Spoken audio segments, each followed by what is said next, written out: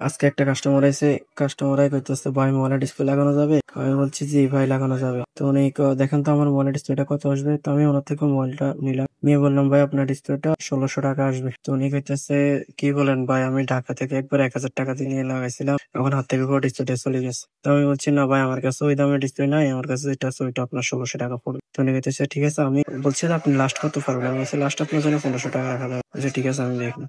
বর্তমানে আমি মোবাইলটা লেগে গেছে, মোটামুটি আমাদের পুরো বাজার করছে, মানে অনেক কম দেওয়া হয়নি। তো আমার কাছে আবার আসছে, আসে কইতেছে ভাই আচ্ছা ডিসপ্লেটা লাগাই দেন, আর কিছু কম টম হয় না? আমি বলছি না ভাই আর কম হবে না, এটাই লাস্ট হবে। তো আমি যদি ঢাকায় থাকতাম তাহলে 1000 টাকা দিয়ে লাগাতে দিতে পারতাম।